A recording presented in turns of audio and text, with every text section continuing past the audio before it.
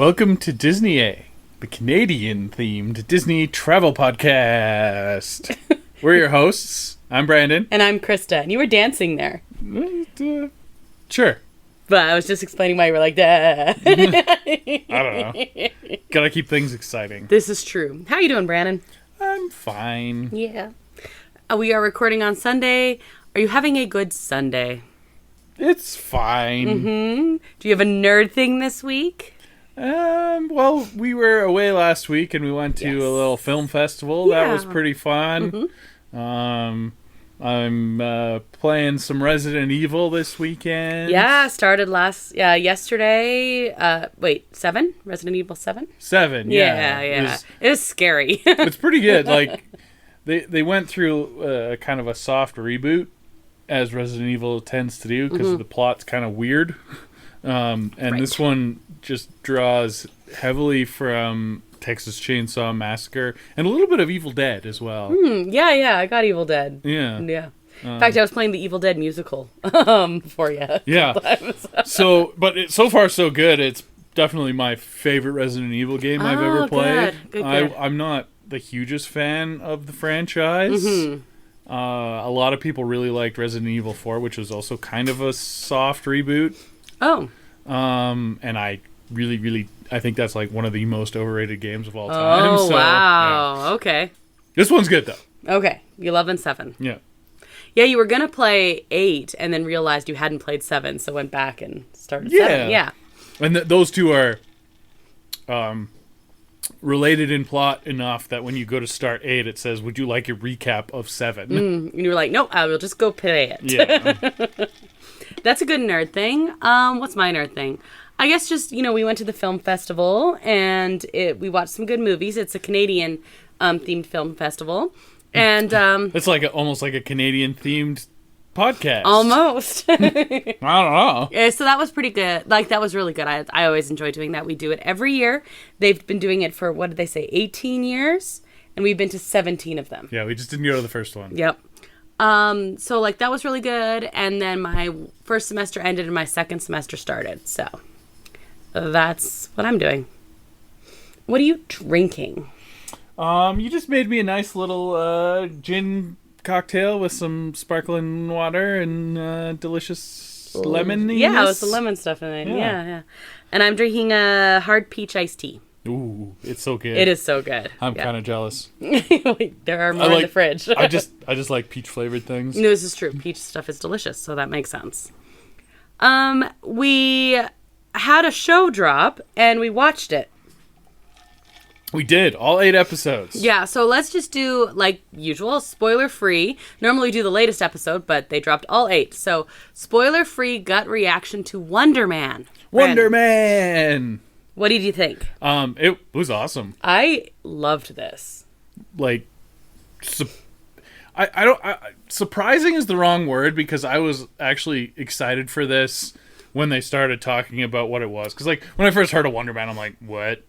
Yeah, I was like, they're going to make a TV show that's like Captain America again or something. Like, I never heard of the character. No. I was never super major into comics, but, like, I had heard of a lot of different things. Right. Never heard of Wonderman. And so the show is a lot different than his comic book stuff, but the whole thing is just great. It's fun. Oh, it's such a great tone to it, and I thought it was like shot really well, and I really enjoyed it. And despite them Disney dropping it for a binge watch, I think they've been advertising it fairly well. I've seen a few well for a binge watch. Like, the other one they did this for was Echo, and they swept that under the rug. Yeah.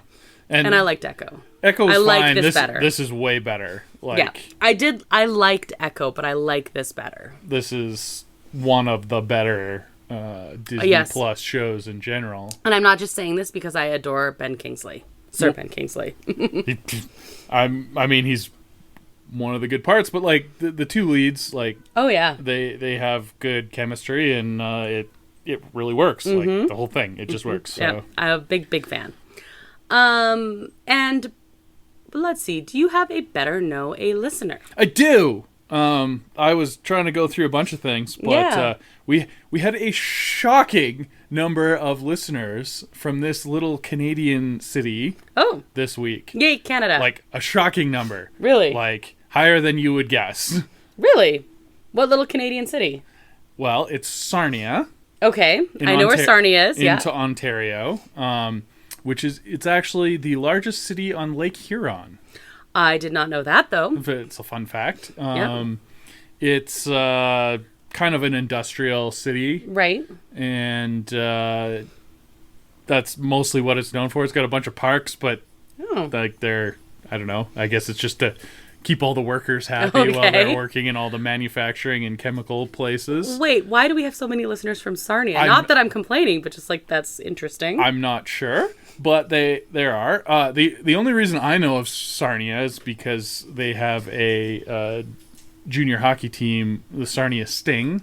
Oh, okay. So I've heard of that a lot. They actually have like a lot of people come from Sarnia, a lot of hockey players, as you would suspect, in that kind of. Wait, did the people from Heated Rivalry come from there? No, no. But there's one person that comes from Sarnia that you might really know. Okay. Chris Hadfield came from Sarnia. is from Sarnia. Really? Yeah. He is a national treasure. He is. So that's pretty cool. I think that was my favorite. There's so many that they actually have an alphabetical list on Wikipedia. Wow. Where you have to kind of dig through. Yeah, quite a few. And speaking of astronauts, Neil Armstrong also came from Sarnia, but not that Neil Armstrong. He was a former NHL linesman. Oh. And he's in the Hockey Hall of Fame. Really? But he's named Neil Armstrong. That's bizarre. It's kind of weird. I thought that was kind of funny. You know what sucks? To be so famous that you end up in the Hockey Hall of Fame and people are still like, oh, but you're not that Neil Armstrong. That Neil Armstrong. Yeah, so there you go. Sarnia. Interesting. Apparently we're very popular in Sarnia. Or is it like one family that's listening to a lot of episodes? I guess, but they're doing overtime to... Can you tell me how many? It was over 60 listens from Sarnia in 1 week. Oh, okay. Hi, Sarnia. Say hi to us, please. So, because I'm very, very curious about this, and yeah, interesting. And is there any other cool people from Sarnia that I missed? Oh yeah. It's a huge list and. Okay, so like I'm from this really. Oh, here's a good one. Oh, okay. James Doohan. He was Scotty on Star Trek. Oh, that's so cool. I didn't even know he was Canadian. Yeah, me neither. Okay, wow. He was one of my favorite characters on the original Star Trek. Scotty's awesome. There you go. I wasn't like a massive Star Trek fan, but I still know Scotty's awesome. I guess like what I'm saying is I'm from this little tiny town in the middle of nowhere, Alberta, and we have on our big welcome to sign, it says home of Nickelback. Yeah. Okay, so what would be on your sign? Would it be Chris Hadfield? Would it be like... I would say, I would hope so. Mm-hmm.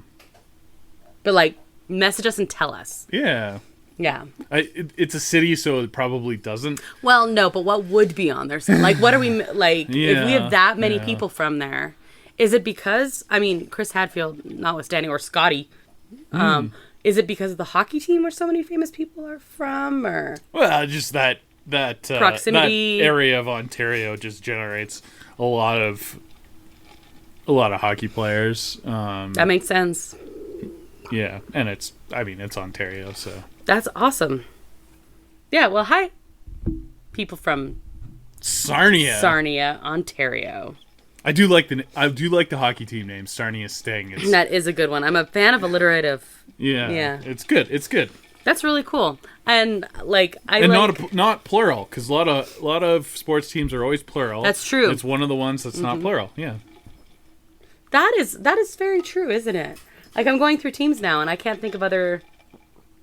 Oh, it's a common trivia question. It's like what NHL teams don't have a plural, and it's like the Minnesota Wild, the Tampa Bay Lightning. Now the Utah Mammoth, stuff like that. Yeah, like. But not very many. There's not very many. Yeah, most of them are pluralized. All the Canadian ones are plural. Mm-hmm. Interesting. Hi Sarnia. Thanks for listening. Let's head to the news. Okay. Disney A News Update.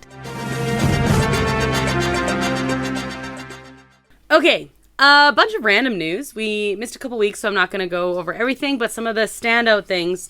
There was released a from the Orange County Healthcare Agency. Information came out that there was a possible measles exposure that hit Disneyland. Ugh. So get your vaccines. Yes, and the LA International Airport as well. So I just wanted to update everyone on those dates. Okay, feels like everyone's sharing the same everything. Yeah, sorry. I have nothing nice to say about measles being in the news. Isn't that crazy? All right, so the LAX's Tom Bradley International Terminal on January 26th through January 27th. It was late at night on the 26th through the 27th. They're trying to pinpoint the time. The same individual later visited locations at the Disneyland Resort while infectious on January 28th. The cited potential exposure windows include Goofy's Kitchen. At this Disneyland hotel, they were there for lunch from 10:30 a.m. to 1:30 p.m., like brunch, I guess.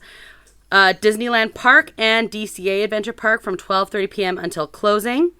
And that was it for Disneyland. There's other places in the area. I would basically say if you were in the area during that time, maybe look it up for yourself rather than I'm not gonna reading it off. No, I'm not gonna read over everything. But just those dates specifically, you might want to go to the doctor.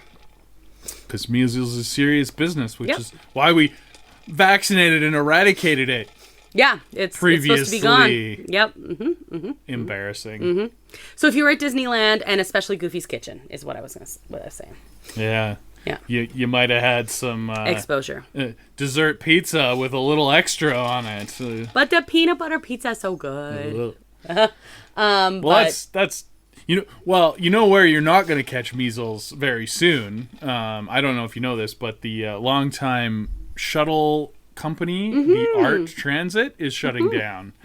I heard something about this. Yes, I don't know when that's going to happen. We've never used it. But I did see the buses roaming around, and I know on the forums and boards and stuff that I go on for Disney stuff. That's a lot of people specifically book hotels on the route. Yeah, it's a very common way to get to the resort from hotels that are close but not within walking distance. Yes, or people with kids or stuff like that. Yeah. Yeah, there was a stop right outside of where we have stayed many times, and I'm pretty sure it would be quicker to walk than wait for the shuttle and get it to go around the corner. Anyway, but we never used it. But there was a stop there. That's too bad. Really there should be better ways to get transit, though. If they ever get the SkyTram that's going to go down Catella. Yeah, allegedly that they're building for the Olympics. Who knows? Yeah. I don't know. The other thing for that is it was everyone's answer because they used to have shuttles going back and forth from airports to the park and to areas and things, and they don't anymore. And everyone's like, well, you use the art bus instead. Mm-hmm. And it's like, well, now you have nothing. Yeah. So, yeah. In other not great, well, let's just do all the not good news to begin with.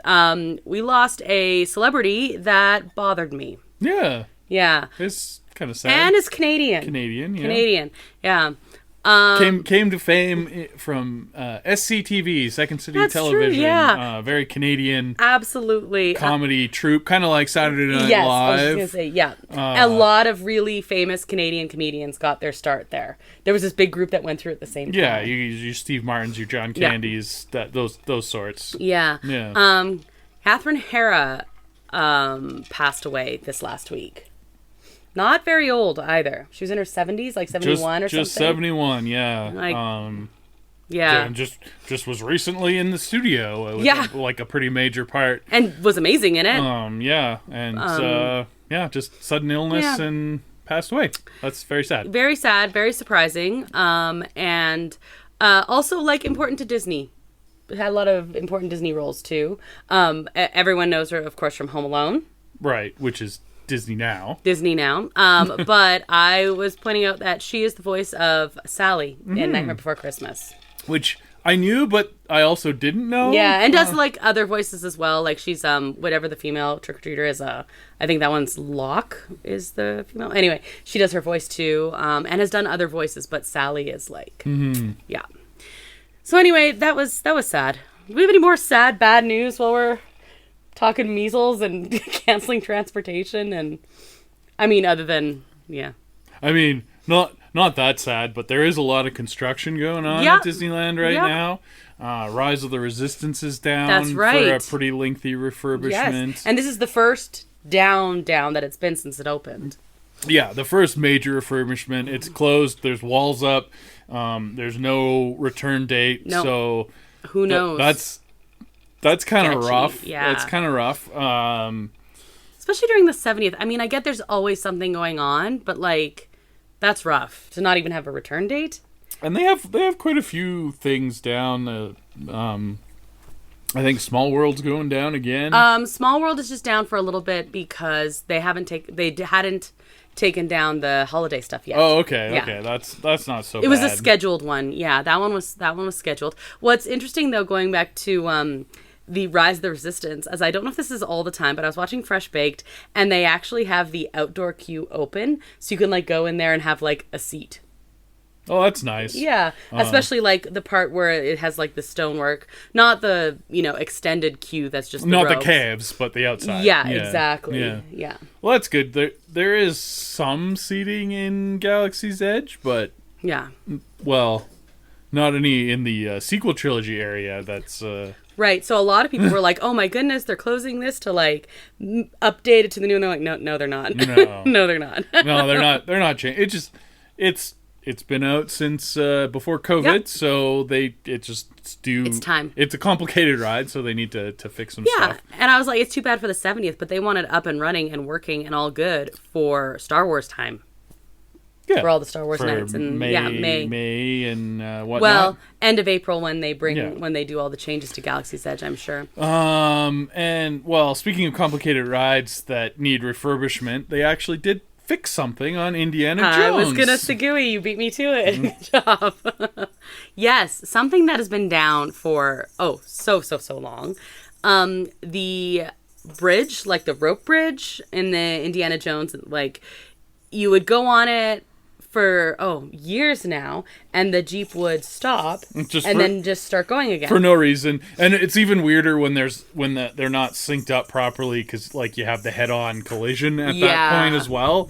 But if the cars aren't being launched consecutively, then that is also not present. Right. So then you just stop for no reason. You're like, nice bridge, and keep going. Yeah.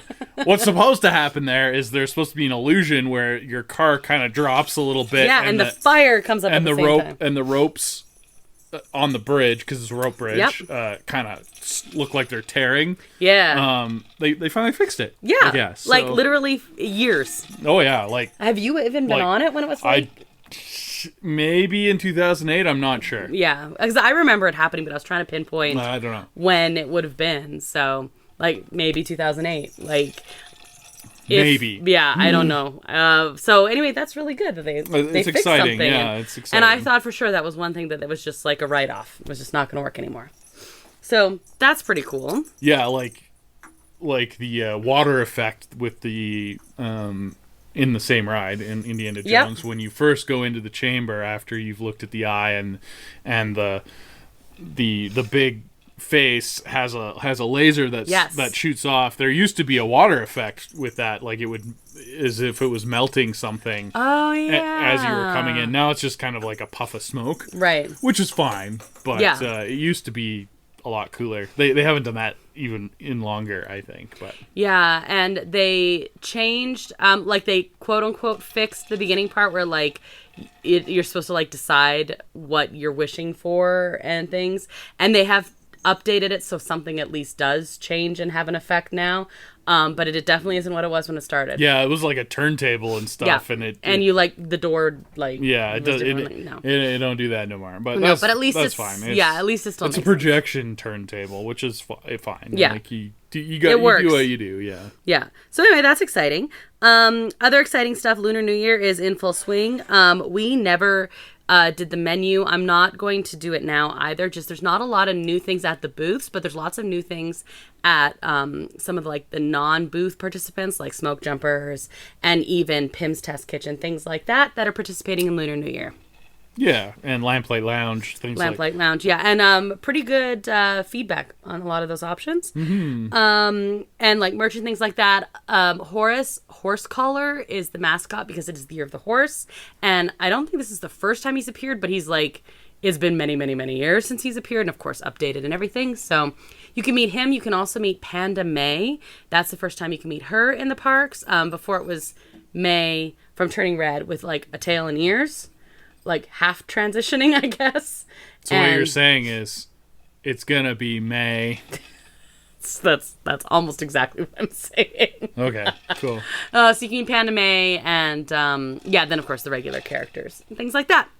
Other news, you are going to get, speaking of meeting characters, I did a segue there. Oh. You're gonna get to meet Humphrey the Bear for the first time at Disneyland at Storytellers. Now you have no experience with Humphrey other than me telling you about him every time we're at DCA. Yeah, I keep bugging you that he's a fever dream that I've you had shown one you time. the commercial. I mean the cartoon. Nah. You pick up the trash and you put it in the bag, bump, bump. Okay. Anyway, hooray for Humphrey, I guess. The only other thing that Humphrey had was in the, he had like the store named after him. And the ranger was like on a billboard, and that's it. But now he's in Storytellers. Yeah. Well, soon he's going to be in Storytellers.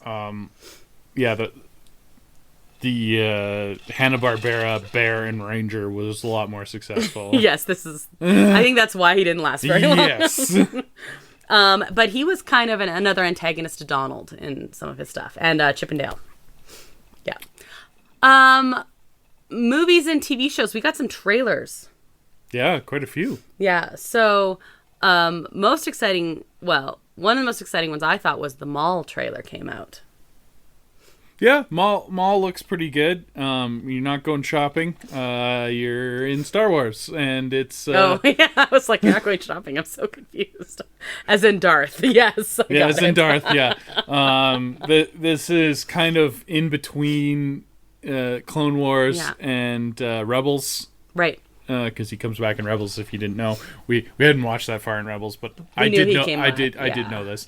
Yeah. And he's like kind of a crime lord or something. But the animation looks outstanding. It looks so good. Yeah, and looks pretty cool. Like some pretty cool fight scenes. Mm-hmm. We were talking before about with Lucasfilm being under new leadership and just characters that you said that Filoni's a little bit extra precious about. Mm-hmm. And Maul would be another good example. Darth Maul would be another good example. Well, yeah, he brought him back from the dead, which was probably good. He was so wasted in the Phantom Menace. Yes. Like,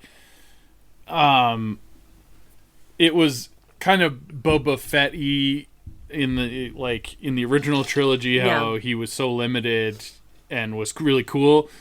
Maul was like that even more so. Yeah. He was only in one movie and whatever, and he got cut in half, but somehow returns. Oh yeah, it's all explained in Clone Wars. they do that. They do that in Star Wars. It's fine. People somehow return. And yet he returned.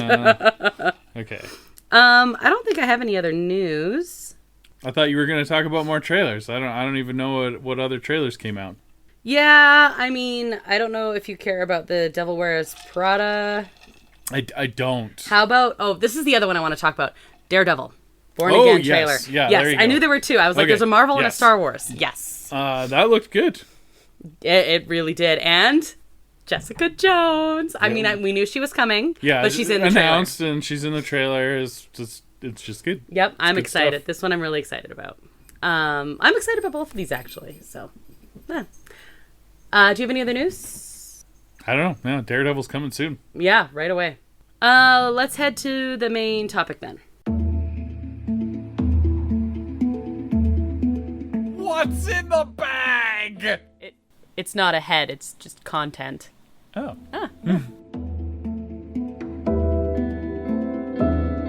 Disney A grab bag. Okay, speaking of movies and so on, the Academy Awards. We're big awards fans. And, well, the Oscars specifically. And the nominees came out a bit ago, and we just thought we would talk about what the Best Picture nominees were. Yeah. And then all the other standouts. All the other award shows are just to help you try and pick your winners for the Oscars. That's the way I see it. They don't mean nothing. They mean nothing.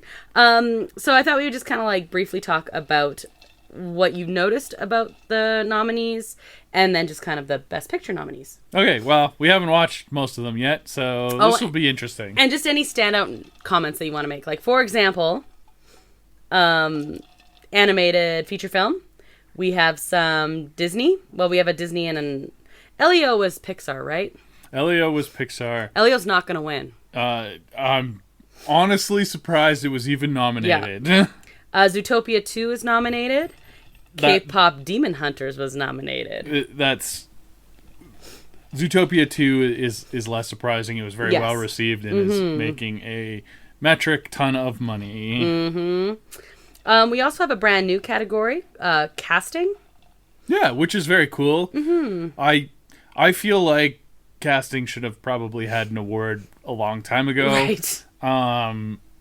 And I would like to see the stunt award be actually part of everything as well. I agree, because that's a thing. Just as important as a lot of things like VFX and sound and editing. Like I totally agree. It's a very highly specialized skill, and good stunts make better movies. So, it's true. Yeah. So I'm excited to see this category, and I agree, should have been before. There are other things, like there's actually a lot of talk around like Best Original Song this year, which seems random, until you realize 2 of the nominees' songs are like integral to the movie itself. The big snubs that people were talking about is Wicked 2 wasn't nominated for anything. Yeah, we actually haven't seen it. They shoved 2 original songs in that to be a kind of Oscar bait, and I don't know if they split the vote or if they're just really not that good. It was the original songwriter from the Broadway production, so I don't know. I'm still reserving judgment. We haven't seen it. No, but it's I want to. It's not because we didn't want to. It's just the timing of everything. Yeah, I don't know. Yeah, but I totally agree. The 2 you're talking about, of course, is K-pop Demon Hunters and Sinners. Yes. Both songs that are nominated are like inform the plot like quite a bit. So I think that's a lot better than having an original song that plays during the credits, which is often the case, and I think that's stupid. So I don't like that. So it's kind of cool. One of those is going to win more than likely, and that is good. Yeah. I actually purposely have not listened to the Sinners one yet because we haven't watched it yet, and I don't want it to like inform anything. Have listened to the K-pop Demon Hunters one a lot though. K-pop Demon Hunter is pretty good. Yeah, it really is. So there you go. Okay, so our Best Picture nominees. I'm just going to go through the list as it appears here, then we'll talk about the ones we've seen, things like that. Begonia, F1, Frankenstein, Hamnet, Marty Supreme, One Battle After Another, The Secret Agent, Sentimental Value, Sinners, and Train Dreams. So it's a full 10 nominees. Which is good. I think if you're going to make it eligible for 10, you could probably find 10 movies that deserve at least some highlighting. I understand like the process, and sometimes you only end up with 9, but it's a full 10 and you should have 10. Yeah. Okay, so we've seen a couple. So far, we randomly watched Train Dreams over the Christmas holidays. A crazy random happenstance. And it was fine. We talked about watching Sinners when it first came out, and we just never got to it. No, we now didn't. I guess we'll get to it. I'm just kind of going backwards. Had not heard of. Have you heard of Sentimental Value? Because I hadn't. I believe it is a foreign language film starring actually some names, which is unusual. Stellan Skarsgård, chief among them. And I think there's some others, actually, but we haven't seen it yet, obviously. But love Skarsgård. Well, the whole Skarsgård family, honestly. There's 2 foreign language films nominated for Best Picture. I know. And there were supposed to be 3. What was the other one? I forget what it's called, but it is nominated for Best Foreign Language. He's probably not going to win, though. Yeah. Unless the other 2 split the vote. Maybe. I don't know. Then there is The Secret Agent.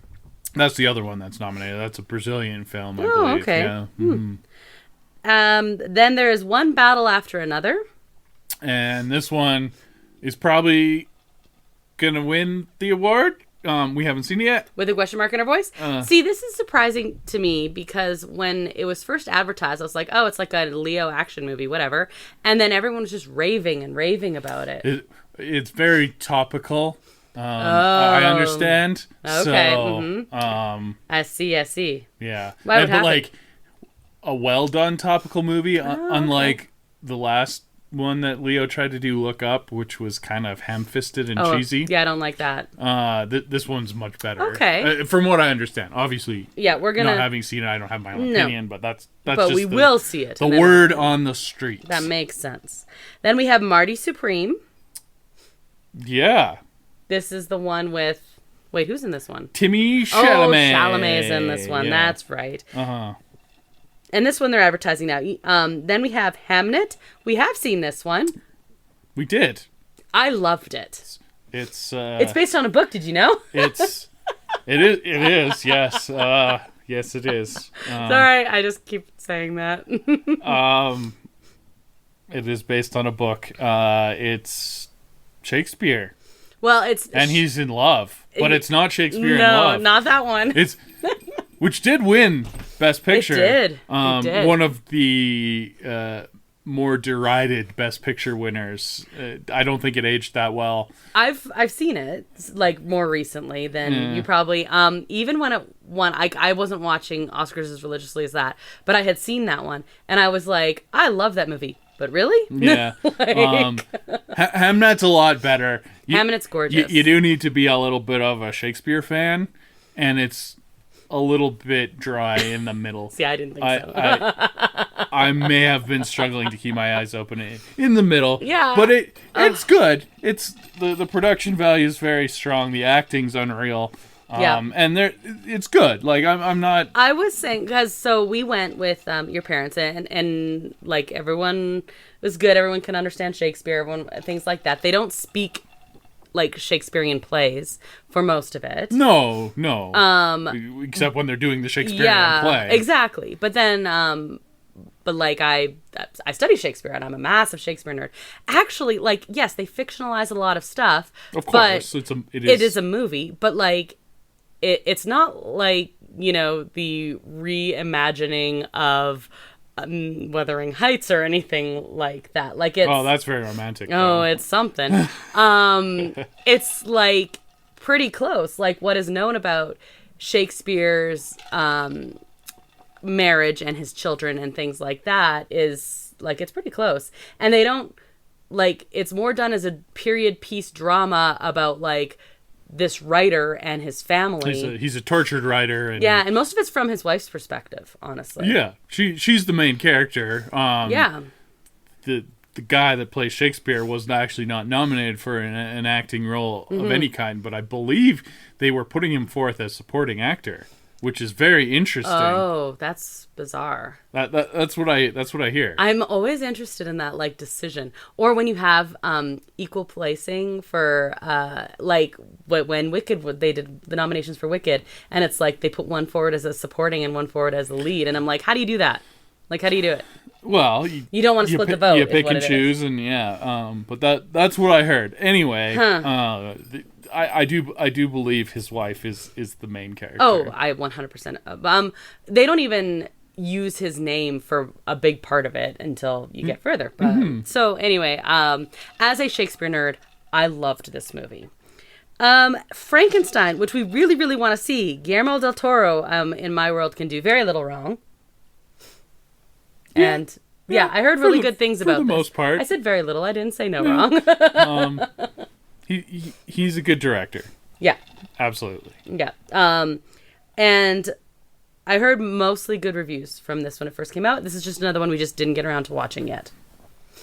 Yeah, and it's on Netflix, so it's going to be easy. Yeah. Easy peasy to watch. Yep. F1, the of the nominations for me. One of the movies that came out this year. Yeah. Looks like cars going around a track with Brad Pitt. Yep. Cool. I think it's gonna be fun. I think it's gonna be fun too. I was the most shocked to see this on the list. I probably would not have voted for it if I had a vote. Sight unseen, not very fair of me to say, but I think it's I think it's probably fine. And then the last one, I agree. And then the last one nominated is Begonia. And I had heard of this quite a bit. And see, I hadn't before. It's supposed to be very weird. Okay, I like weird. Oh, weird good or weird bad? I guess that depends on the person watching it. I don't know. It's out there. Okay. That's the word on the street for this one. I think I'm gonna like it, but we'll see. We'll see. One thing I did want to point out. I know I talked about Hamnet for a while, just because that is the one we've most recently seen. I had heard of more of these than I usually hear of Oscar nominees. Normally, Best Picture nominees, I have heard of one or two. There's only one or two I hadn't heard of in this, and they were the foreign language ones. And Begonia. I guess so. There were three I hadn't heard of. You had heard of Begonia before it was nominated, 100%. I don't remember. Yeah, well, that's on you. Well, okay, no, that's fair. But I'm like, it's interesting. All of the general public probably hadn't heard of it, but you definitely. I definitely had. Yeah. I believe you.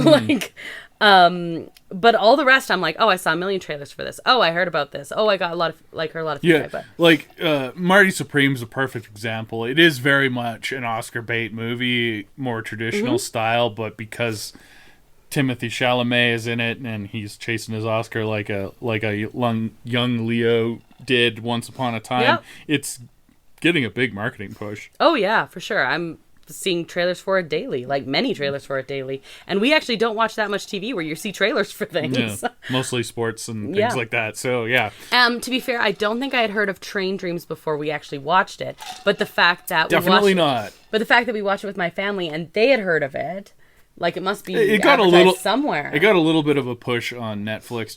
Well, it wouldn't have been nominated if Netflix hadn't put forth the money to campaign for it, I guess. So anyway, I thought it was interesting. They're definitely bringing out some more popular movies, though, I guess is the... No, Wicked didn't get nominated. Popular. Oh, wait, that was Wicked Part 1. Yeah, okay. And it did get nominated, I think. Okay. There you go. Got nominated for some stuff anyway. So anyway, I thought that was interesting. The big news, though, is Sinners, which you didn't mention. No. I was going to come back to the fact that we really wanted to watch Sinners when it came out. Yeah. We didn't get to it. It's still very high on my list. We're a little nervous, though, especially like you said. Well, I don't want to go into it with too high of expectations and be disappointed. I thought the whole concept sounded really awesome. I was really excited to see it when it first came out. I didn't know that it was going to become this big awards juggernaut, because the big news is that it perfect transition has broken the record for most nominations previously held by Titanic. By two. By two. Now, with the proviso that it does include the new casting award. Correct. Yeah. Okay. But by two, so it doesn't matter. Exactly. That's why it matters that it beat it by two. Yeah. Which I found super, super interesting. And now I'm worried that my expectations are going to be too high for it. I don't know. I think a high concept vampire movie with period piece and racial undertones would be right up my alley. So yeah, me too. I would be surprised if I don't think it's as good as a lot of people do. So I don't know. I'm very excited. But like a lot of these movies, I was like, oh, I wanted to watch that anyway. Oh, I would be good to watch that anyway. Like, and this was one that I would really wanted to watch. The only reason was because we didn't have access to it when it first came out.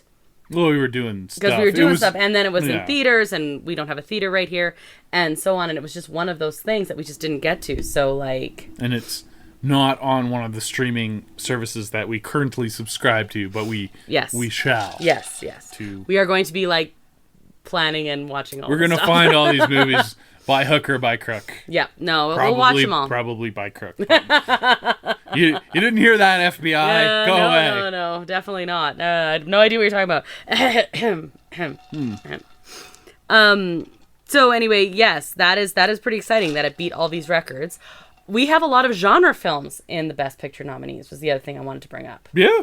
And we should have had one more, I think. Again, I agree. I think one genre film should have been replaced with another. We still haven't seen this one either, so maybe we're just talking... We were excited to see, and it was getting a lot of good, like, both popular but also critical response, whereas again, we're not the target audience for F1. No. And I was surprised to see it nominated. I would replace that with what we're talking about, which is Weapons. Which is another horror film that was very highly regarded. Yes. Yeah. But I mean, like, yeah. We still have more than one genre film. Last year, it was kind of crazy because The Substance was considered the first horror film nominated in a very long time. Right. And it was amazing. It was so good. I absolutely loved it. And now we've got, like, Sinners is considered a horror film. And we've got Frankenstein. Right. Right? And F1's an action movie. And a Guillermo del Toro Frankenstein is more horror than most Frankensteins would be. And most people who have watched it said if you've read the book, it's like incredibly close to the book. Like in terms of tone and gothic, because of course, also that's what Guillermo del Toro does.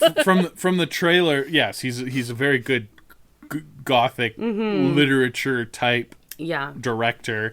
But from the trailers, yes, it seems way closer to the book than any Frankenstein adaptation I've ever seen. No, and I love that book. The book is a lot better than the type of green monster with bolts in his neck type of thing that you typically are expecting Hollywood to do. Thanks, 1930s. Don't get me wrong. I like Universal monsters. I mean, me too.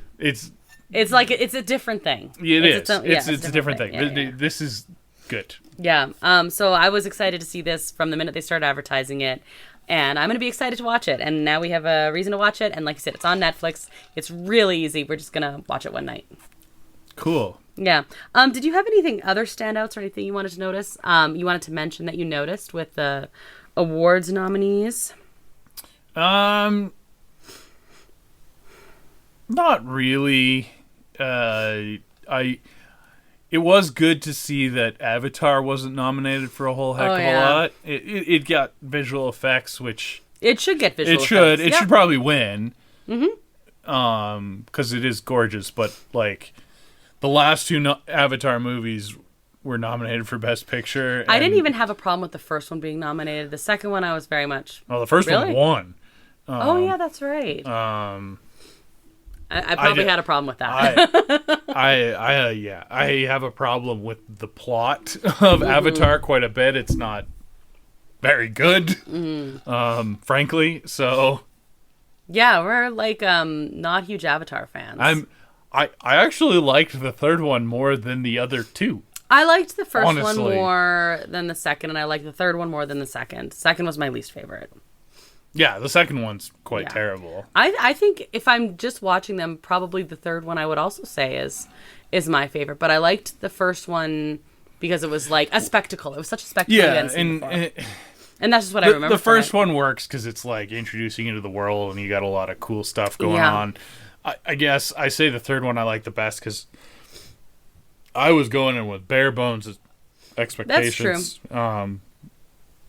And it exceeded those bottom tier expectations, so I guess that's I will say a lot of my students who talk movies with me loved Avatar. Like, they love all the Avatar movies and are shocked when I'm like, Very That's fine. It's a spectacle, though. I like watching it on the big screen, and it should win visual effects. The first one is the only 3D movie that was like really blows your mind. Yeah. I like 3D movies when they have the cheesy 3D stuff. Yeah. Like horror movies do it quite well.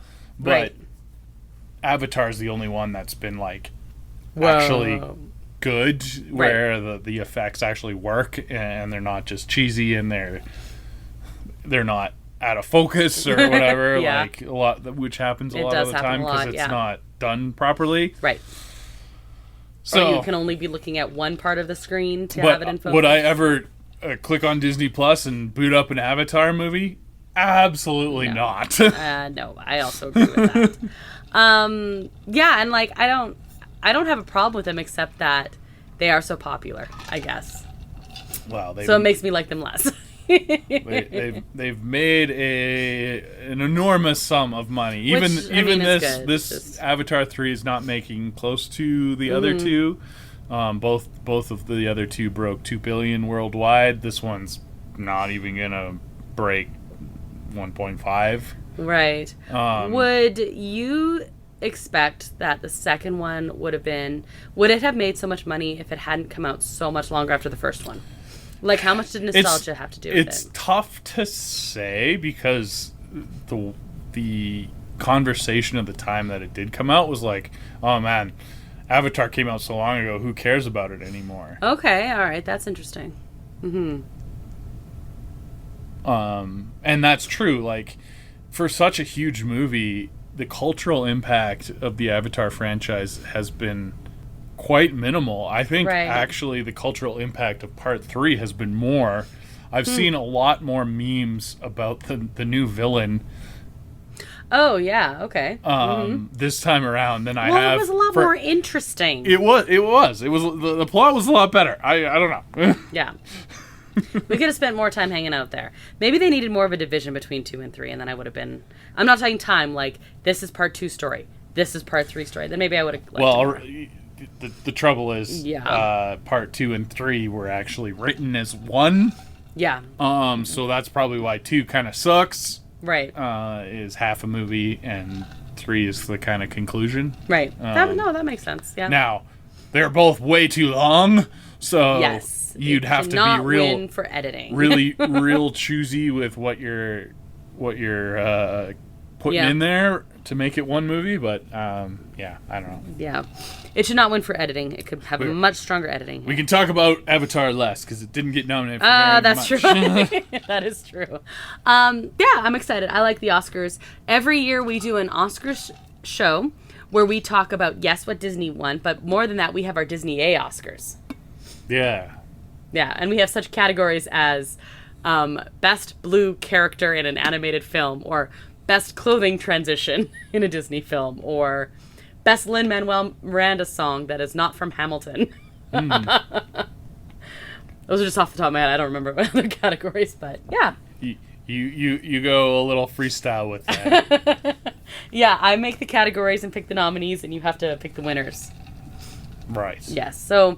We've done 3, and I'm sure, or 4. I'm sure we'll do another one here right away when it's time. It'll be time sooner than you think. Have anything else to add? No, just numbers in my Excel spreadsheets. Boo. That's an accounting joke. Okay, well, I'm gonna cut you off there. So that is our show this week. Thank you, Emil, who's responsible for the custom theme song you heard at the top of the show. You can find a link to his work at our website, disneya.wixsite.com/podcast, where you can also find a link to our social media accounts and our email. You can find Disney A episodes on all of your favorite and not favorite podcast streaming platforms. And if you rated or reviewed our podcast on any of them, Apple Podcasts is, the one that has the most influence. But if you've rated or reviewed our podcast, thank you. And if you haven't yet, you should. Especially, like I said, on the Apple Podcast one. Algorithms. Apple. If you know someone who might like listening to us, like if you're in Sarnia, for example. Yeah, I mean, look, just put it on in City Hall in Sarnia, I guess. I don't know. Go for it. Please be sure to recommend Disney A as well. I have no idea what the next episode will be. And I have no idea when we're going to do it. You're traveling for work again. Yeah, but I'm here next weekend. Oh, are you? Okay, perfect. Yeah, I don't have to leave till maybe halftime of Super Bowl. Well, I was thinking we would talk some Super Bowl, but maybe it would be better to talk about it after Super Bowl happens. Big trailers. There's going to be big trailers and stuff. Yes. Big trailers and stuff like that. No, so. I do think that we will have time before the Super Bowl because I don't leave till that Sunday evening at some point. Right. Depending on how late I want to push it, if I want to watch the whole Super Bowl. Depends on the weather. That's all true. These things. Yeah, we live in Canada in the mountains. The weather determines a lot. The week after that, different story. I don't know. Yeah. We'll see. We'll see. All right, so I'm Krysta. I'm Brandon. And until the next adventure, TTFN, ta-ta for now. Thanks for listening to Disney A.